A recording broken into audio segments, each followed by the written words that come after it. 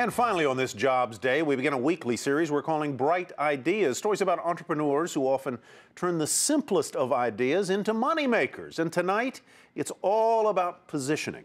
As Brian Shactman tells us, if you can convince your customer your product is good, really good, they might just pay for it, even a well-sharpened pencil.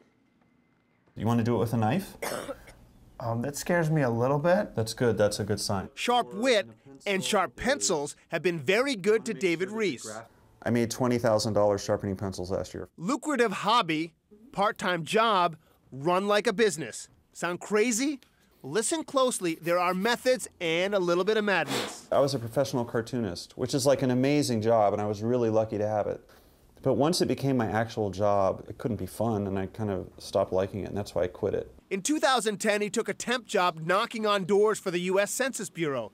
His kit included pencils and a little pink sharpener. You don't use this anymore. No, that's kind of like there for historical purposes.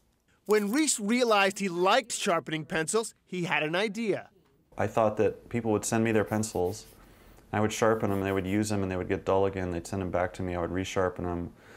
You know, and over the life of the pencil, I'd make like $200 or $300. Soon after, he launched artisanalpencilsharpening.com. $15 per pencil, including shipping, the shavings, and a signed certificate. But it wasn't long before Rees had to erase his business plan. Don't you find it oddly, I guess, ironic that most people buy these and don't use them? Yeah, I mean, frankly, it was a complete refutation of my original business model. They just keep them in the display tube as like a novelty item or a little strange little artwork.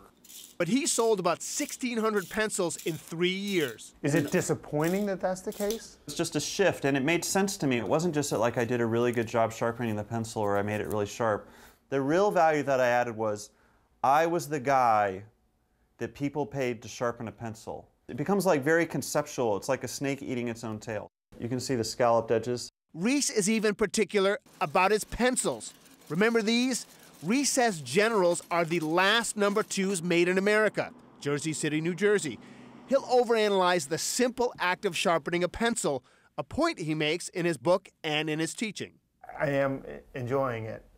I don't know really why. That's what everyone always says, because you have to be mindful of this weird thing that you've always done without thinking about it. You're trying to achieve some certain aesthetic ideal that you have in mind, you know?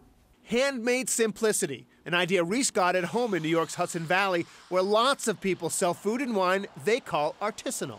So I thought, well, I have to call it artisanal because it's like a marketing decision. Like that's how you convince people now to spend $40 on a jar of pickles or whatever. These days, Rees is charging almost as much, $35 a pencil. This is what I love about my job. You're living the dream, man. I mean, seriously. This is my pencil. For Nightly Business Report, Brian Shactman, Beacon, New York. I love that story. I'm told that business has been booming, that he's been raising his prices to push business away. $20,000 he made sharpening pencils. Those are some nice pencils, boy. Simple ideas, Tyler. Can you make big money?